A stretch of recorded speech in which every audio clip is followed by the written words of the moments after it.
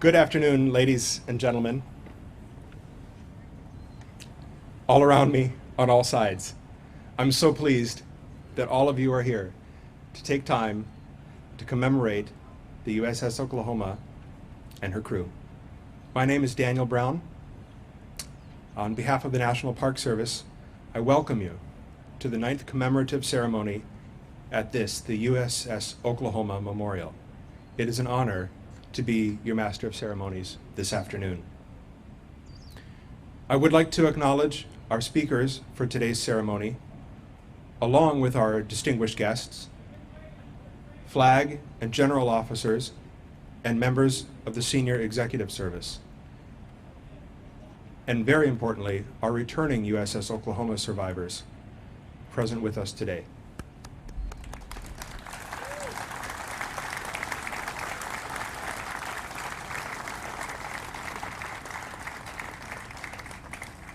Gentlemen, thank you so much for returning here, for the long trip that you've made. It means so much to us.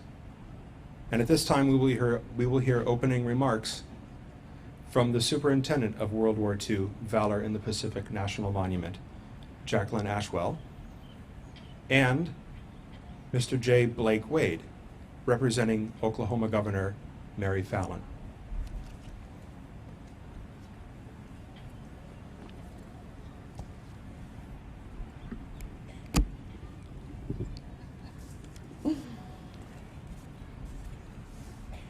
Aloha.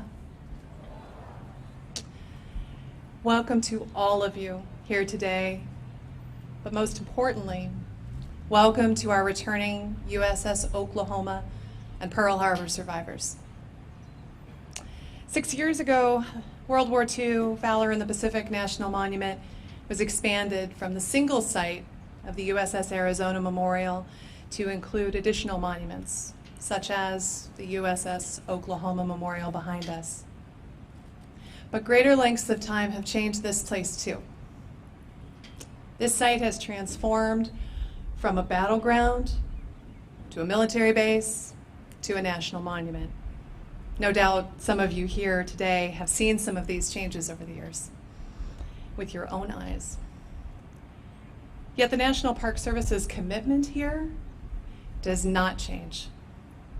We will continue to recognize the legacy of the USS Oklahoma and her crew, 429 who were killed as a result of the attacks on December 7, 1941. Standing near these 429 pillars reminds us of a time when two worlds collided, and a generation of wounded warriors who responded when our country came under a surprise attack in this very place. A generation linked to us by 75 short years. The USS Oklahoma's honored veterans are recognized and esteemed here at the National Monument. To you veterans of World War II, to the Pearl Harbor survivors, and especially to the USS Oklahoma survivors and their guests, we are so glad you're here. Thank you.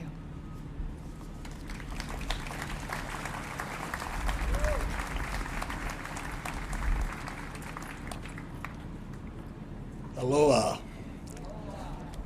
I'm Blake Wade, and I'm representing the governor of the great state of Oklahoma, Mary Fallin, and I couldn't be more honored to be here with such a tremendous crowd. May I say to all of you VIPs, it's an honor. I see so much brass, but I see so many other people that are so wonderful to be here. So let's give each other a round of applause for being here.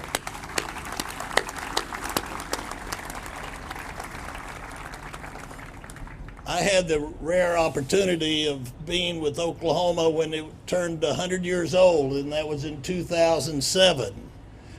And at that time, we came up with a master plan of projects that had never been done over the 100 years of our young state.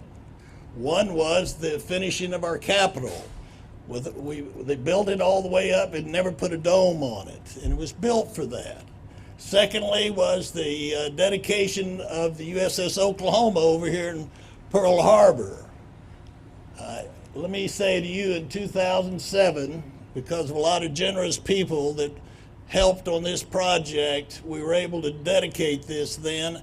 And from that day, may I say, it was one small tent right over here.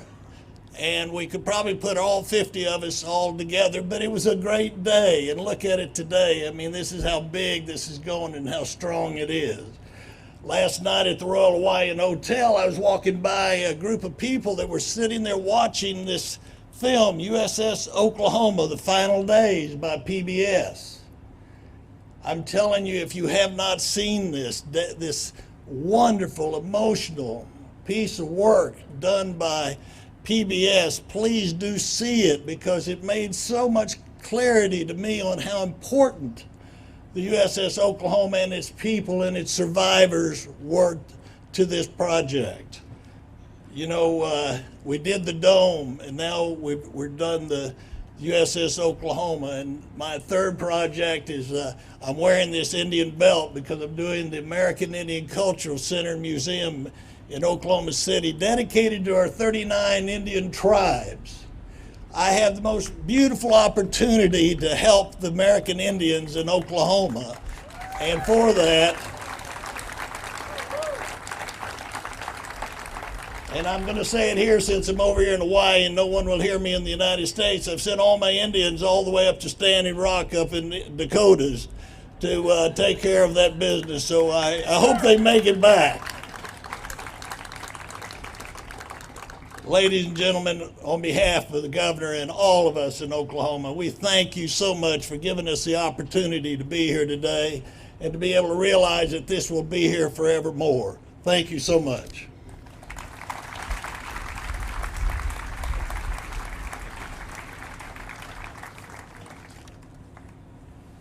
Thank you. Thank you. And now Captain David Bynum, United States Navy Chaplain, will now offer the invocation.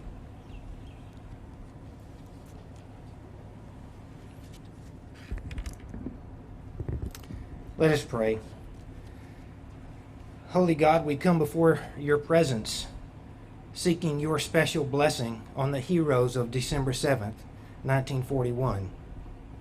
We remember those who died that day, those who survived but have since gone on to their reward, and these special warriors of USS Oklahoma who have returned after 75 years to honor their shipmates and to pay tribute to their sacrifice. We remember the courage of men like Chaplain Aloysius Schmidt, who assisted others in escaping, refusing to seek his own opportunity for rescue so that others might be saved. We recollect the commitment of civilian sailors, shipyard workers like Julio de Castro and Joe Boga, who risked their lives to save men trapped within the capsized ship, displaying a toughness and tenacity that inspire us still. They utterly disregarded their own safety to rescue others, refusing to leave a shipmate behind. We pray that such a day as December 7th, 1941 never again befalls our nation. But knowing how compelling war can be, give us, the warriors of today, the same spirit of resolve manifested by these heroes, so that we too, empowered by your divine presence, may meet every challenge with boldness and courage. Amen. Thank you. At this time, will you please rise for the presentation of colors and the playing of our national anthem. Color Guard, parade the colors.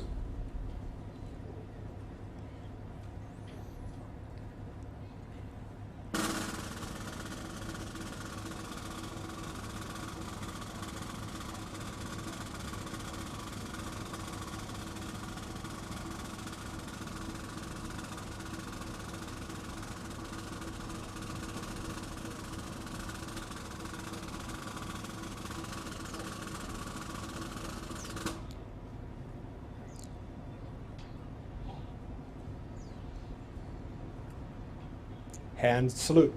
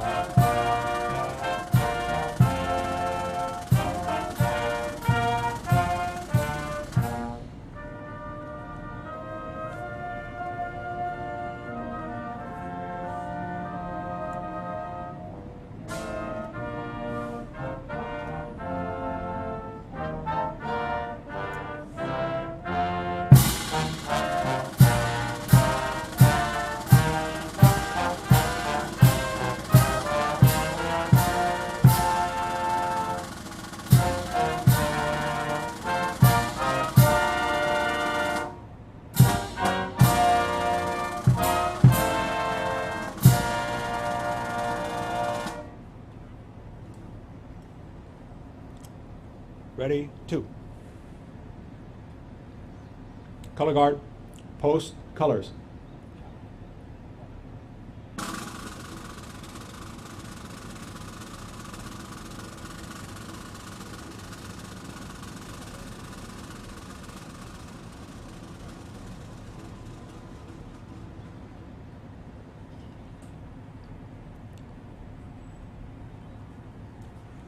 Thank you. You may be seated. And at this time, I would like to invite our guest speaker, Brigadier General Mark Spindler, to give remarks on behalf of the Defense POW MIA Accounting Agency. General Spindler has commanded soldiers and civilians from platoon through brigade level in both the United States and abroad. Operationally, General Spindler has had multiple deployments into the Balkans and Iraq.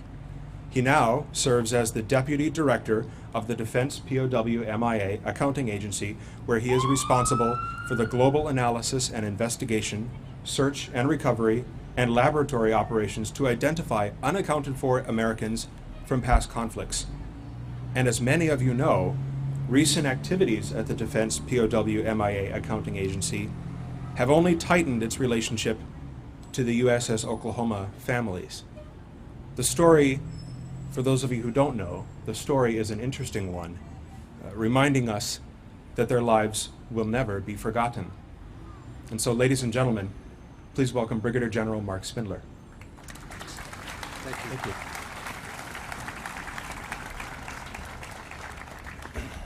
you. Aloha. Good afternoon, ladies and gentlemen.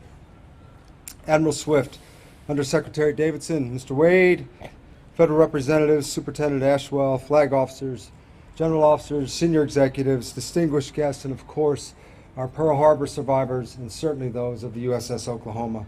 Thank you for the opportunity to speak with you just for a few moments at this hallowed place about this extraordinary day, and how the story of the Oklahoma and the fate of its crew on the morning of December 7th, 1941, continues to be a source of inspiration for generation after generation of Americans. Americans inspired by their courage, a courage that has canonized our national identity, carved into our hearts the sacred value that we will not forget the sacrifice of our service members, that we will remember the men of the Oklahoma. We will remember this day, and we will honor them. When I first came to Hawaii last fall as the new deputy director, the first thing my wife and I did was to visit the memorials here at Pearl Harbor.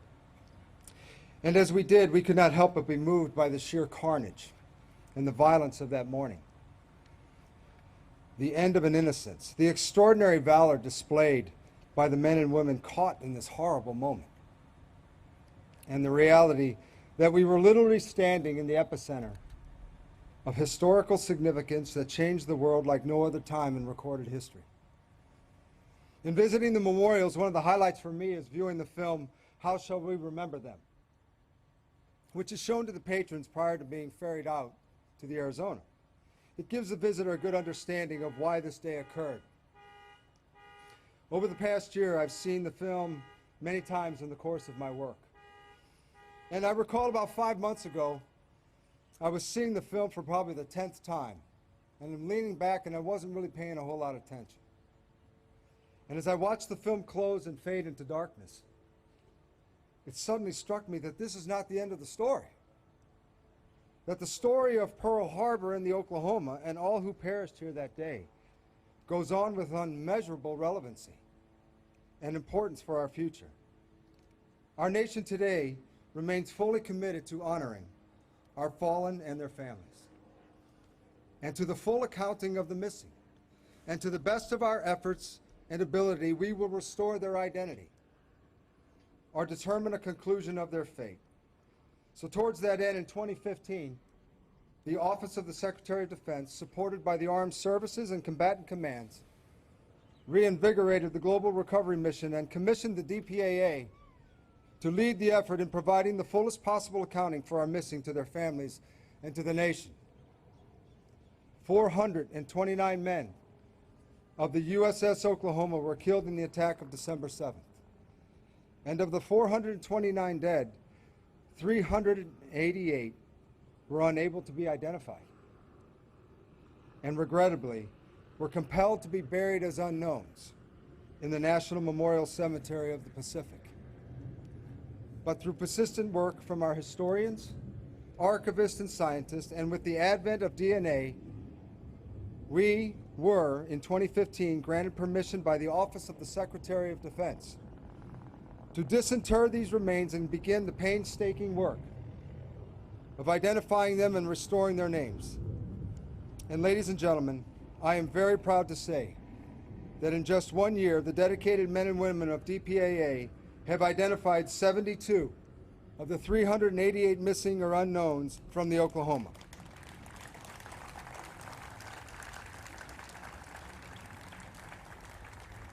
And we are more than optimistic that we will be able to identify nearly all of them within 5 years.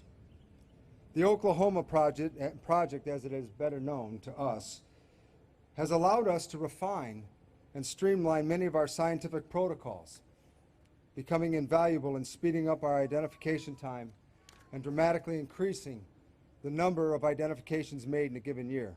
And now DPAA is recognized and heralded as a leading laboratory and facility in the world in forensic anthropological identification.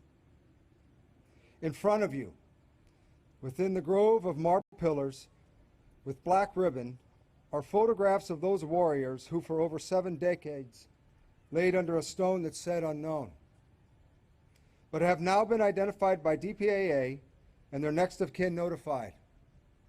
They are now accounted for within the national record, returned to the care of their families, and probably most importantly, are no longer known only to God.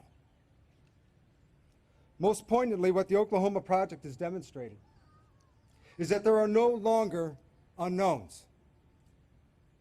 That advancements in science, coupled with an energized commitment from our government to uphold the sacred creed that we will leave no one behind, has resulted in a celebrated time in which we can say with great confidence that there are no longer unknowns laying on these fields of honor. Just not yet. If we can get to the remains and we have the family samples, we'll identify them. Ladies and gentlemen, allow me to say one more time, no more unknowns.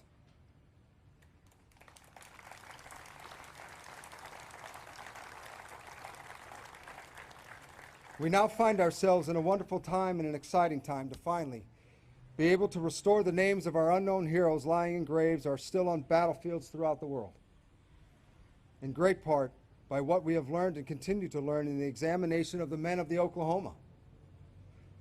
What a wonderful and fitting legacy for these men.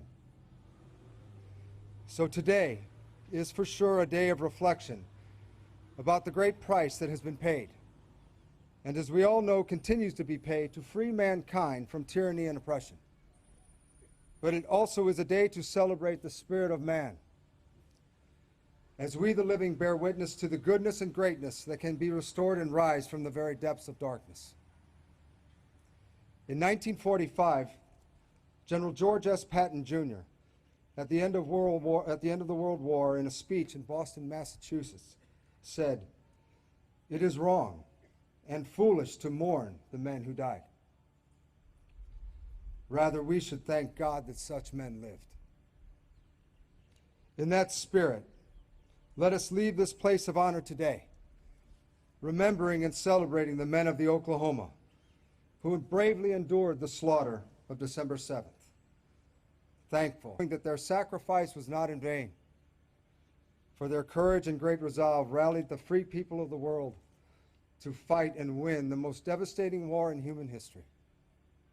And finally, to the warriors of the USS Oklahoma, your sacrifice has inspired our warriors today to carry on the difficult task of defending our freedoms throughout the world.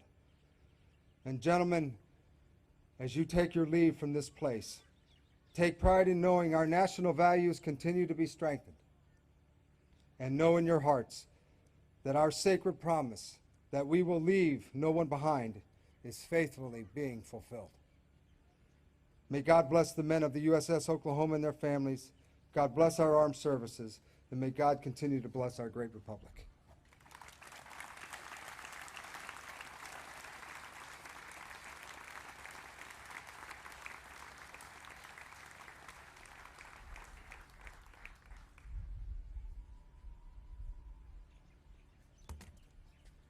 Good afternoon. My name is Rear Admiral Retired Greg Slovanik. I am co-chair for the USS Oklahoma Memorial, and my partner is Commander Tucker McHugh. And 10 years ago, we had a vision to build this beautiful facility, and it finally came true. So, as Blake Wade said, to have so many here today to celebrate this event is truly an honor. Admiral Swift, Undersecretary Davidson, Secretary Parker, Superintendent Ashwell, USS Oklahoma survivors, distinguished guests, I'm extremely honored to be part of the program today. Let me give you a snapshot of the journey which brought us here today. The vision to build this memorial was something that was near and dear to many of us, especially two survivors by the name of Paul Goodyear and Ed Veazey. They made up the veterans on our executive committee as it was formed in 2000. Along with this committee was Ray Ackerman, Admiral Retired, civic leaders, political officials, and an architect by the name of Don Beck. I will tell you that Ed Veazey was the conscience of our committee. He helped us maintain True North. He helped us maintain why we were a committee and the importance of his shipmates, the sailors, the survivors of the Oklahoma. The journey was a rocky one because the National Park Service and the Navy had never worked with a nonprofit group to build a memorial of this nature. First requirement was to acquire land. We did not have any land to build this memorial. So thanks to the Defense Authorization Act of 2004 that our Oklahoma delegation put together, we were able to acquire land. And the land that we're on today was identified by Commander McHugh, and this is the site was chosen to be the memorial, the location for the memorial. Now, the memorial is probably different from many that you've seen. Let me give you a little history on how this memorial came together. Our architect, Don Beck, attended a sunrise service with Commander McHugh in 2005. And this morning, as we had the USS Halsey parade by with their crew manning the rails at attention and giving salutes back to the survivors, Don Beck at that time said, "That is the design for the memorial." So behind me is 429 white standards with each crew member's name, their rating, rank, standing tall, standing proud, manning the USS Oklahoma one last time. Two of the standards that you'll notice have a gold star above their name. Ensign Frank Flaherty, Seaman James Ward. Those were the two Medal of Honor recipients that day. Frank Flaherty was a roommate for Ed Veazey. And Ed would tell the story many times that when general quarters was sounded, they got up out of their bunk, pulled their pants on. Frank went out, went to the right.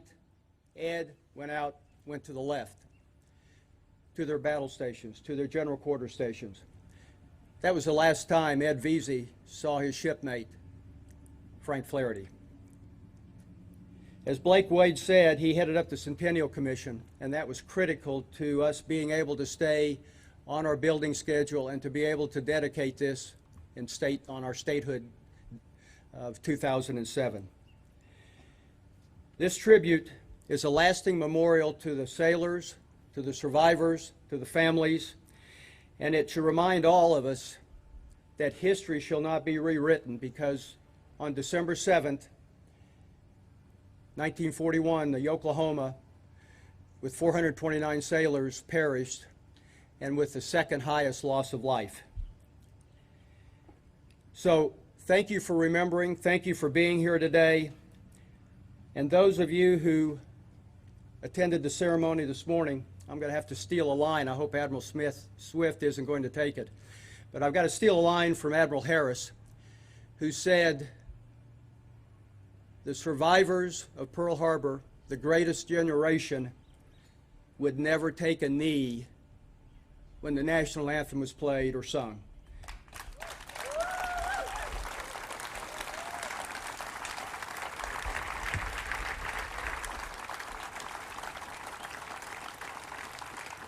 The survivors, the Oklahoma survivors, will be truly missed, but you will always be remembered. So thank you very much.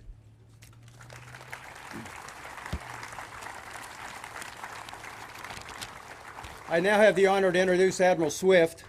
Admiral Swift is the 62nd Commander, U.S. Pacific Fleet.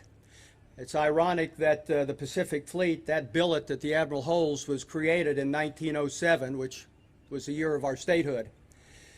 He's had a distinguished career. A couple of his key assignments was Commander 7th Fleet. He was Director Navy Staff before coming here. He's a naval aviator.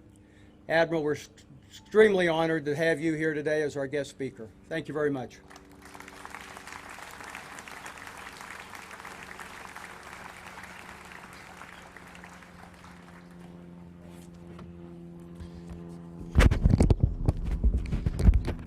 Well, it's great to be with you all here this afternoon.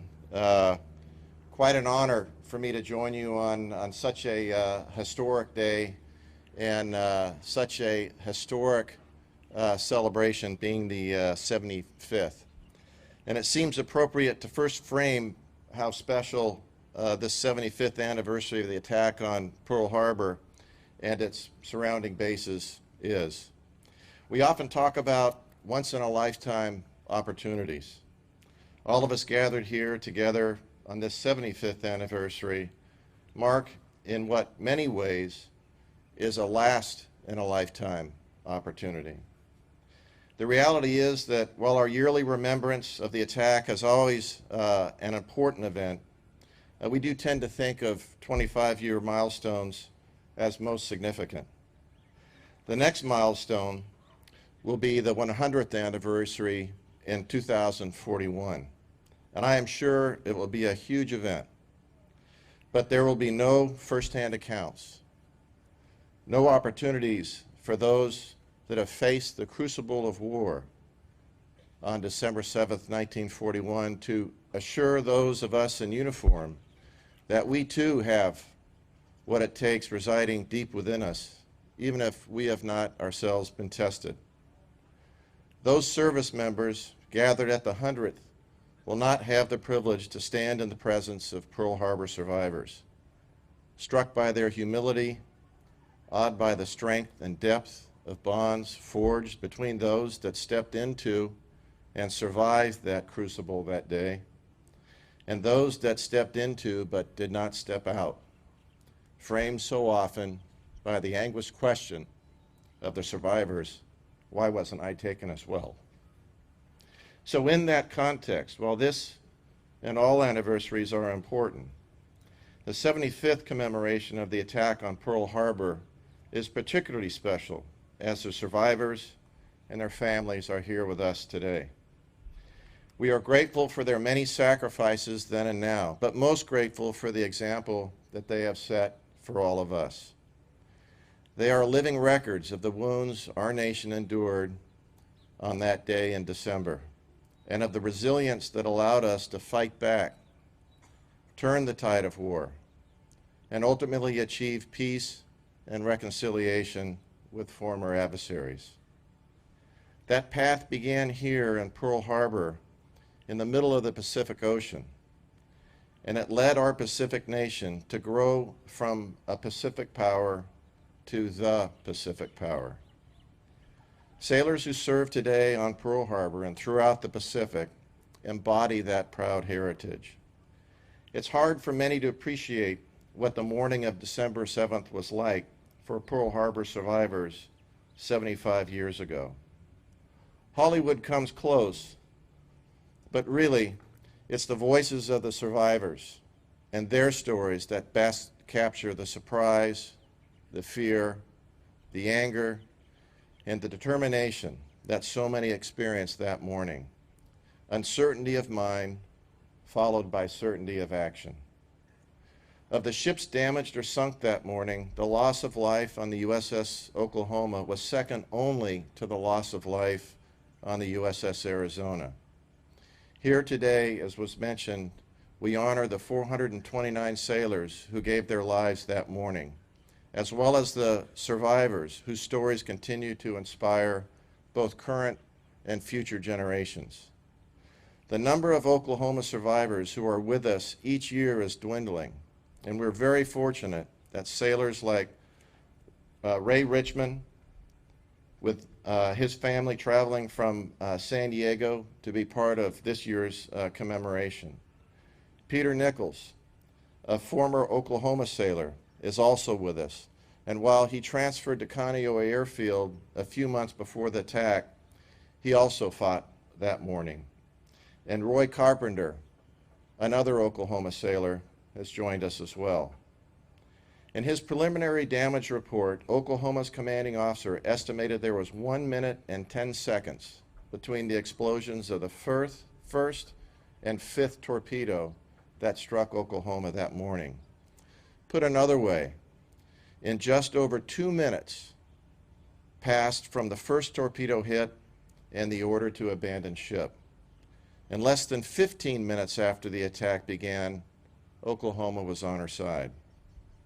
When the first Japanese torpedo hit the ship, young Raymond Richmond was taking his morning shower. After the torpedo struck, and as the subsequent torpedoes struck, finding their mark, he found himself struggling through the darkness and explosions to get topside. Ray jumped overboard as Oklahoma was rolling over on her side, breaking his back in the fall. He struggled to swim across to the USS Maryland, several times diving below the surface that was covered with burning oil. At the waterline next to USS Maryland, he couldn't get up the rope ladder on his own, and in their panic, sailors stepped over him as they climbed the ladder themselves. He was finally helped by a shipmate from Oklahoma, and once on board, despite broken back, Ray manned an anti-aircraft battery, fought alongside the crew for over 2 hours, as did so many of his Oklahoma shipmates. In the aftermath of the attack, he collapsed from exhaustion and was so covered in dirt and oil that those responsible for collecting bodies thought Raymond was dead, until he woke up in the back of the vehicle they had placed him in. This is just one story from a battle that was fought by service members that woke that morning as everyday sailors, soldiers, airmen, Marines, and Coast Guardsmen, and retired that night, heroes all. Peter Nichols was another such hero.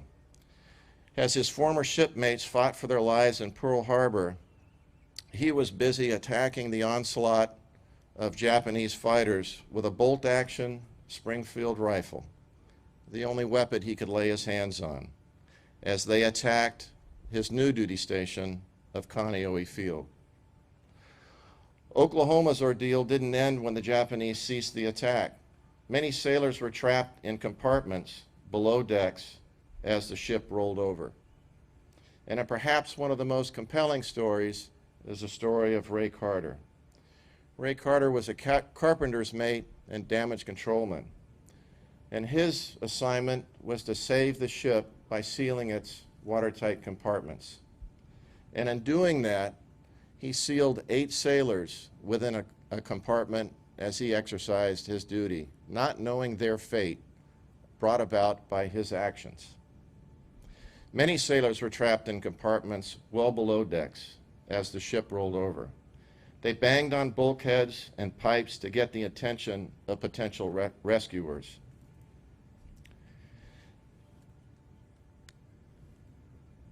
In a testament to what civilian sailors brought to the fight, 32 trapped Oklahoma sailors, including the 8 sealed within the compartment by Roy Carter, were rescued in the next 2 days by Navy shipyard workers using chisels and air hammers to free them.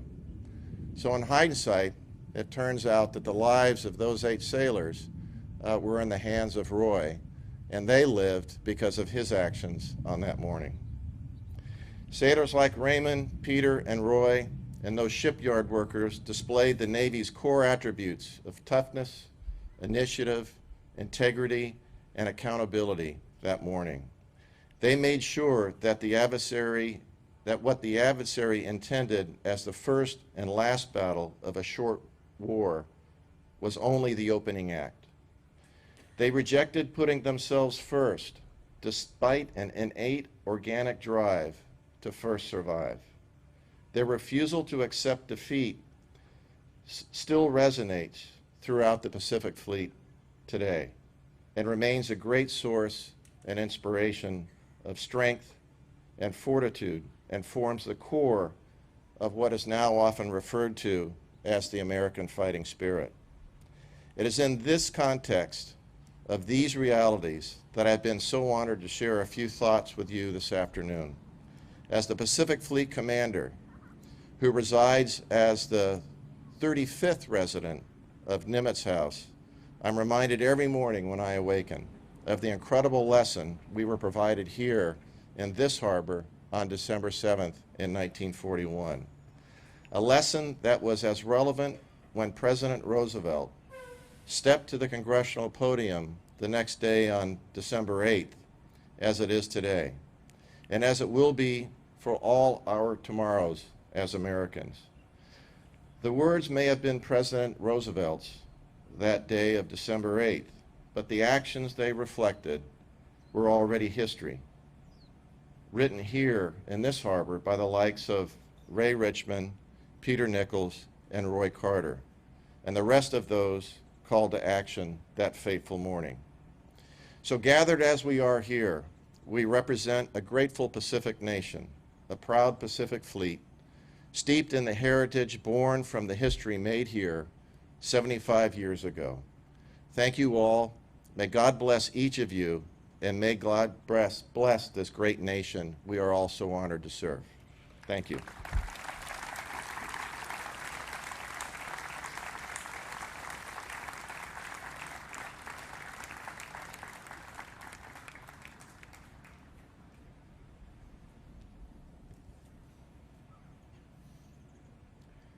Admiral, General, thank you so much. You know, as we again mark the loss of so many young lives from the USS Oklahoma, we, as you mentioned, we also recognize the sacrifice of the survivors of that ship on that day and continuing into the future. To the Oklahoma survivors, for years you have stood as a unified force, calling us to remember, as Admiral Slavonic said, reminding us with this beautiful memorial.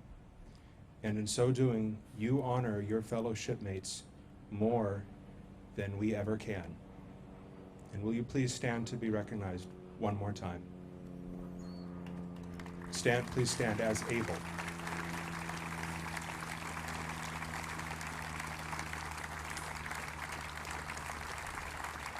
Thank you.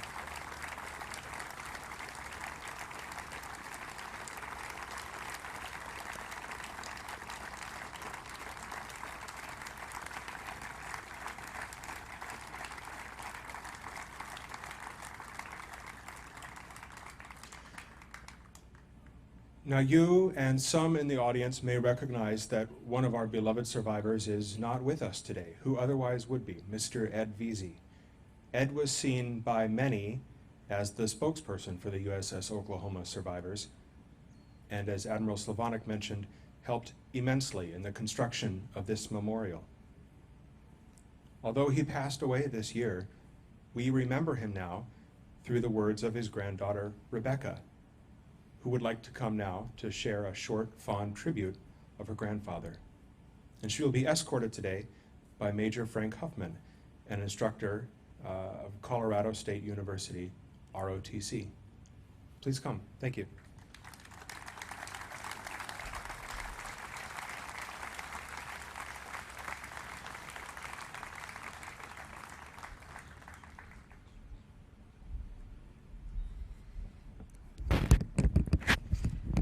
First and foremost, I would like to say thank you so much to all of our servicemen and women, and especially the Oklahoma survivors and all the Pearl Harbor survivors we have here today. Thank you so much for your service and your sacrifice.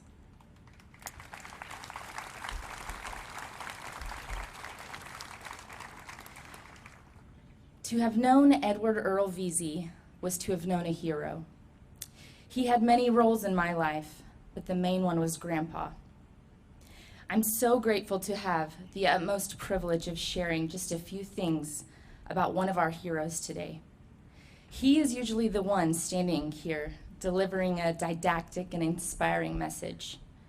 I used to ask him, "Grandpa, did you write your speech yet? Do you know what you're going to say?" And he would just laugh and say, "Oh, Beck, it's all right here." Well, I've got a lot in here today that I'll share with you in the half hour I've been given. Don't worry, I only have 5 minutes. Although I could talk half an hour about him. Grandpa and I grew close at an interesting time in our lives.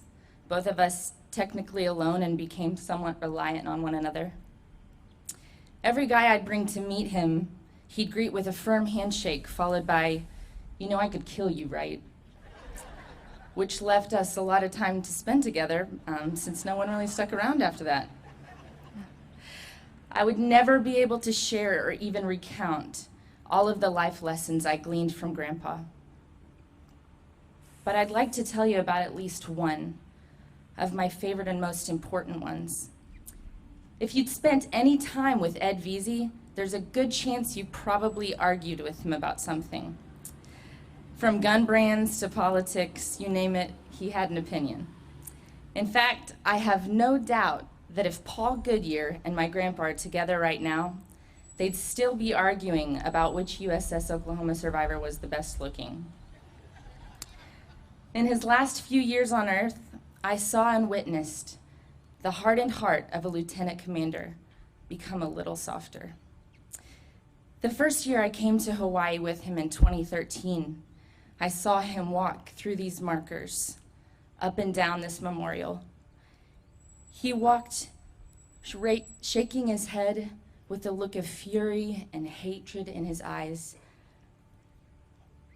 Throughout the following year, every time we would discuss our earthly mission of love and forgiveness, I would bring up Pearl. The very next year, I saw him make the memory walk at the Punch Bowl Cemetery. At the top, as we looked out over Honolulu and over the ocean, he reflected later about that moment and said, "I am slowly learning to shed tears over pure beauty instead of fury and hate." I thought, surely if this man can forgive the tragic events of December 7th, surely I can love a little more. Surely I can fight it in myself to look for the good in others, even if the grace extended is unmerited. Ed Veazey helped teach me that. Either because he extended so much grace toward me, or he required a little more than I was used to giving. So one of those two. Just last year on Veterans Day, I picked up Grandpa and drove him to my nephew's school so that he could teach the kids what it means to be a veteran. I said, "Well, Grandpa, you're going to be talking to young kids today. Do you know what you're going to talk about? Do you know what you're going to say?" He shrugged his shoulders and laughed and said, "It's all in here." I said, "But Grandpa, these are kids, though. if you do have a filter up there, you might want to turn it on for this one. Needless to say, I don't know if anyone in that class will be anxious to join the military after he told them, "You just don't look as pretty after you're all shut up in war." Yeah, I don't think he did have a filter, really. You always knew what you were going to get with him, though. Brutal honesty. In fact, one of the last text messages he sent me was about a dinner that I had brought him, and I said, "How did you like it?" He texted back and said, "I would stick to being a nurse if I were you." There were very few things he loved in this life or talked about more than what these 429 markers represent. Attending the 75th anniversary of Pearl Harbor was his lifelong dream. Well, we made it happen, and he will be laid to rest tomorrow at the Punch Bowl Cemetery. Grandpa would always say, "I'm no hero, I just won't die."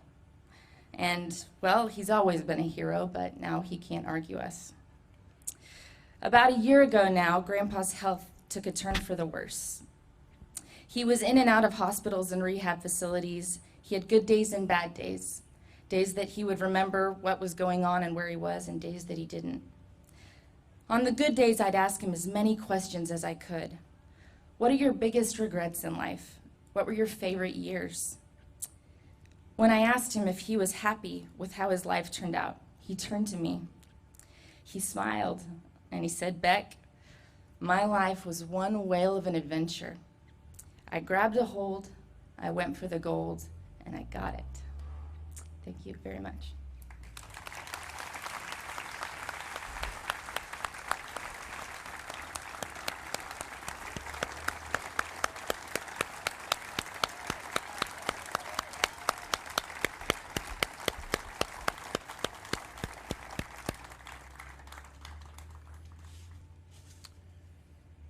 Becca, that was beautiful. Thank you.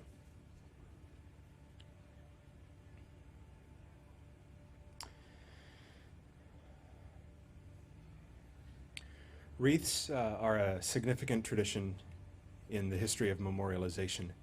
Wreaths are presented to honor the legacy of the men aboard the USS Oklahoma on that fateful morning.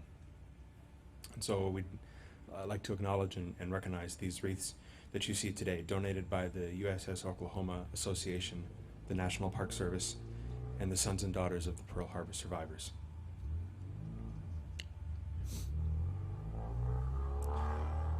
Now, near the conclusion of our ceremony, I would like to ask you to please rise and remain standing for the benediction, followed by a military rifle salute and taps.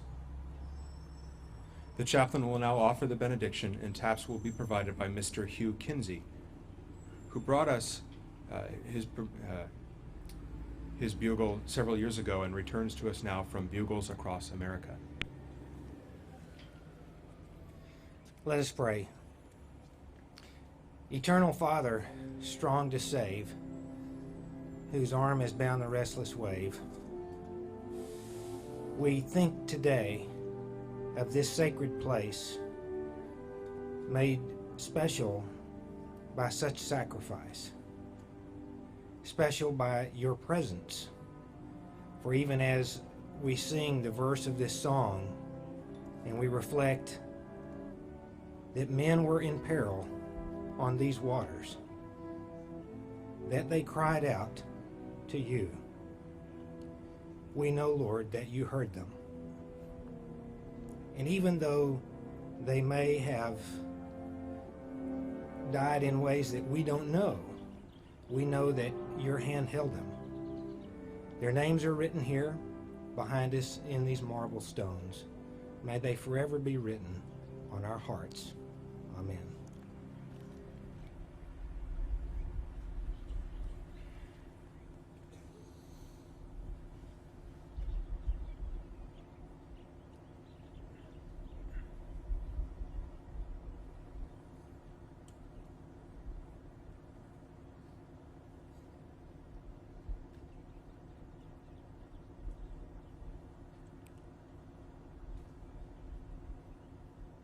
Will the color guard come forward to retire the colors?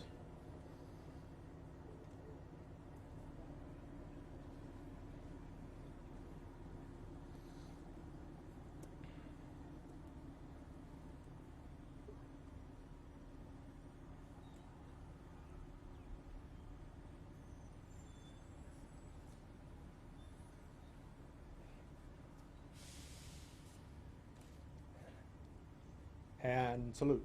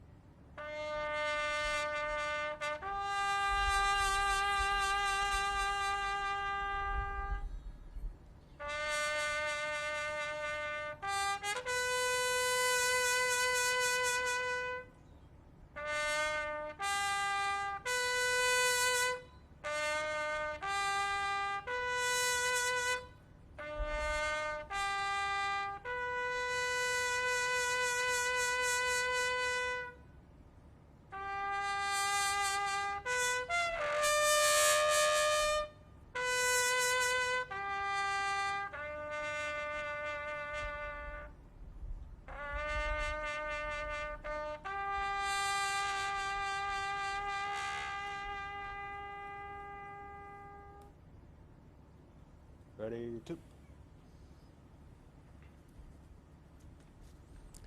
Color guard, retire the colors.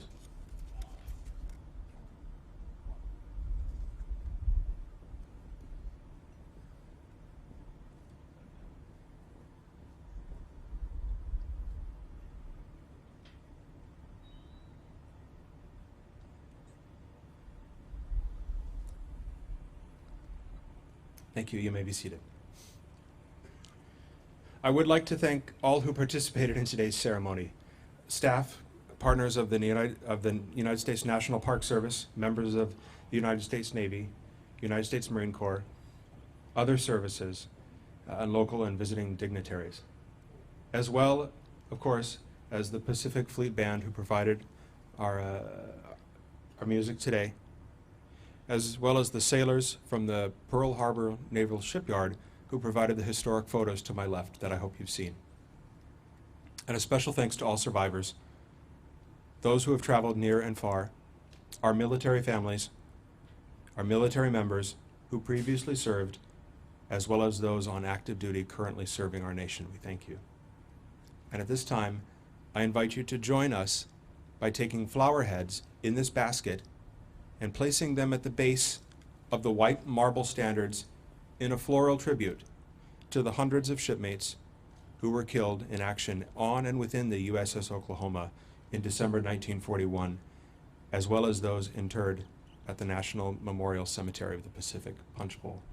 Please join us by taking one of these flower heads. Thank you.